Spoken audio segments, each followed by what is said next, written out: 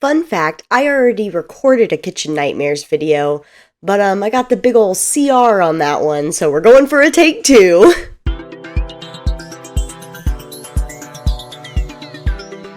Welcome to the Max Reality. If you've seen my face before, then you know the drill, but if you're new here, my name's Morgan, and I love talking all things reality TV. And today, we are talking about the triumphant return of Gordon Ramsay's Kitchen Nightmares. Like I said in the intro, I already filmed a Kitchen Nightmares video. I thought it would be fun to celebrate its return by filming a reaction video of me watching Season 1, Episode 1, but YouTube just promptly shut that down for me. So instead, I decided to pivot, and we're going to talk about the main differences in the new season versus the old season. The two main things that I think have changed the most are the format and Gordon Ramsay himself, so let's get into it. Let's start with the man, the myth, the legend himself, Gordon Ramsay. I'd say the biggest point in the change in Gordon is that over the years, he's just gotten a lot calmer, for lack of a better word, maybe softer. I feel like especially if you watch MasterChef, you'll also notice this change has been happening. Not as much in Hell's Kitchen. But I do think he has gotten, I think he's gotten older and wiser and not even just less mean, but I feel like he's figured out how to explain to these people that he really is there to help and wants to make changes and isn't just yelling and calling them things like a pig. That really did happen in Season 2.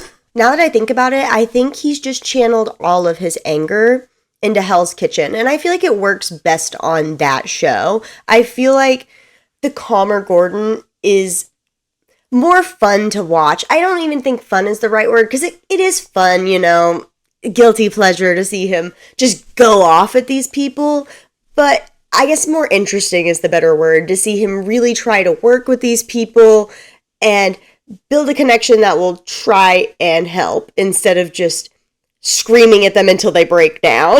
If YouTube will let me, I'm just going to have a clip here of some of the crazy things I heard him yell at people while rewatching some of the old seasons. Who the are you to turn around and tell me when you work like a pig?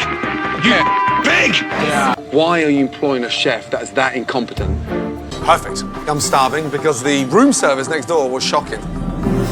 Wait a minute, the room service next door was shocking? What do you mean it was shocking? There's a little hotel next door, a little boutique hotel. We do the room service for that hotel. What was the problem? You stuck-up precious little bitch. Let me tell you something. Oh boy, here we go. So, it's time for the world premiere of The Other Side of Miss Jean. Roll it, guys.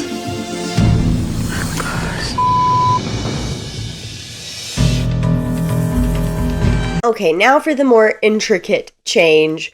The format. I feel like starting it like that makes it sound like it's a completely different show. That is not true. There's just slight changes to the way the show's laid out, but at the core, it is still the same Kitchen Nightmares that we all know and love. The beginning of the show is completely unchanged. Like always, we start with the intro package, where we see interviews of the important people in the restaurant, like head servers, head chefs, the owner, etc. We get clips of how the restaurant is currently running day to day, gives us an overview of who we're going to meet and what's happening. And then step 2, Gordon comes in and sits down for a wonderful meal. But after the meal is where the biggest change comes. In the older seasons, he would usually have the meal and then gather everybody up from the restaurant, all the chefs, all the servers, and just have a what I call a what the is wrong with you people meeting. I don't even think it still needs to be a what the is wrong with you people meeting. I don't think it has to be mean. I just like when he gathers the whole staff. And there is an episode in the new season where he does it that way, but I need consistency. I like when it is always the whole staff versus in these new seasons, a lot of times he's just sitting down with the owners and the head chefs and just kind of having more of a come to Jesus talk. Sometimes it'll be like a this is bad and I'm here to help fix it. Or, a lot of times he'll ask them general questions like how much debt are you in? What do we think is going wrong? All of that sort of stuff. I think we can make a happy medium with the two things. Maybe make the come to Jesus talk, but with the whole staff. I feel like it's I feel like we're not getting to meet as many people sometimes in these newer seasons as we did with the old seasons. Then we go back to the old seasons and the new seasons lining up in the format, and we have the wonderful part where Gordon watches a service and inspects the kitchen. Sometimes he'll break it up where he'll like watch a service and inspect the kitchen or vice versa, but a lot of times he loves to intermingle it. He loves to be in the middle of a service and find something and then yell, "Shut it down!" But after that, the old season and the new season diverge again. This didn't always happen in the old seasons, but it happened enough that I wanted to bring it up and even say it's something I kind of miss. In the old seasons, sometimes Gordon would just change something small, like maybe take some items off the menu or sometimes even fire someone, and then do kind of a revised service watch where he would watch them do a service again, but just with these minor changes to see how it went. In the new season, sometimes like nothing really happens in this section. We just go straight into the next part. But sometimes they do like a fun activity, which I do like this too. I would like either or, like a revised service or doing a fun activity. I don't like sometimes it just being kind of skipped over or something from the first part being extended that doesn't need to be extended. For some of the little fun adventures I'm talking about, one time Gordon takes the people from the restaurant that he's helping to one of his restaurants to look at the kitchen and see how it's all set up. Another time he takes some guys who are making pizza to like the best pizza guy in New York so they can make pizzas with him. I like either of those ideas a lot more than sometimes just stretching out Gordon trying food. I feel like Gordon trying food is the longest part of the new seasons. Scrolling through it to write some notes for this video, it just felt like that part, I could not get past it. So that might be something, cut that down, add something fun in. Then, same as the beginning, the ending has stayed the same. Gordon does a big remodel of the dining room and the kitchen, and then they do a relaunch service.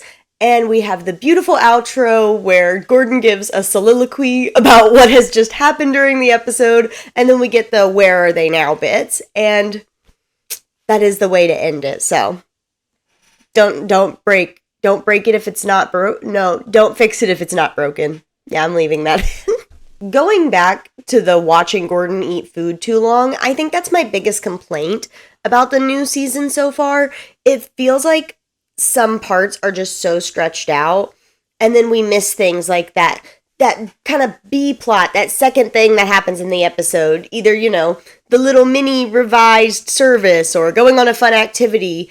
Instead, they'll just stretch out nothingness, and sometimes it just feels like nothing happened in the 43 minutes that you're watching. It feels like when you watch the old seasons, they just cram so much into that 43 minutes. So that's something I feel like the new season that's something I feel like the new season should try to work on. I just feel like we can get more in there. I feel like the two main things, I've already said the food. That's one thing that I feel like they'll stretch out. The other thing I feel like they stretch out is talking to the owners or the head chefs. I feel like they have so many long, like, come to Jesus, heart-to-heart moments. I feel like those could be shorter or less or, like, one. I don't feel like we need to keep having, like, long dialogues with these people about how sad they are and all of that. Like, we get it. It's in bad shape. You're in Kitchen Nightmares, but we don't need to see it that many times. Again, we'd rather see them go make pizza or something. Again, the bigger complaint overall is just, it feels like less happens. It feels like we could be getting more bang for our buck. Another little change that wasn't worth having its own little section in this, but I did want to point out, is the debt. The debt has obviously gone up a ridiculous amount in these newer seasons. In these newer seasons, it's like always $1 million. Always $1 million in debt. They've sold their house, I mean, it's always bad in the old seasons too. And again, it is 10 years, but like, I feel like the most I saw, and again, I didn't watch very many, but was like $500,000. And maybe I'm wrong, because again, I did not watch every single old episode, but as an average, it was always in the 100,000. I didn't hear anybody hit $1 million. This time it's always million in debt, million in debt. I've lost everything. We have days to keep this restaurant open. Then there's the age-old question with Kitchen Nightmares. Is the restaurant still open? Since the season is so new, I was pretty sure they would all still be open, but I looked it up anyway, and yes, they all still do appear to be open. However, one of them did have their head chef just completely walk out. You find that out in the "where are they now" part of the episode, but he just walked out. And on top of that, he said he retired from cooking completely. This man's Facebook page, he started a podcast recently. He's called The Culinary Gangster.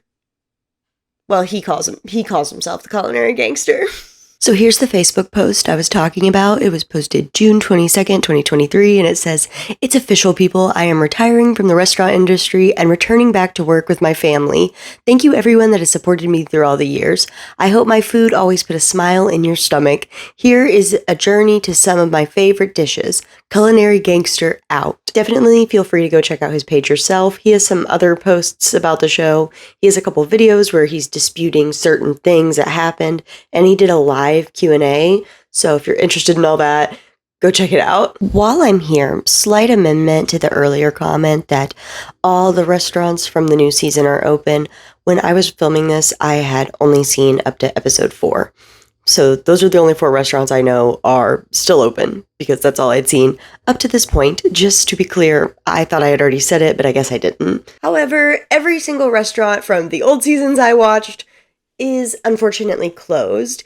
If you're interested in some of those open and closed restaurants and more about the old season, I'm going to link this video that I definitely recommend from a creator I really like on here, where she actually went through and looked up which ones were open and all that. It's a great video. Highly recommend going straight from here to there. Overall, though, I'm really liking the new season. It's hard to say that one is better or worse because they were made, 10 years apart. The last season of Kitchen Nightmares was 2012. So they were just both from very different times.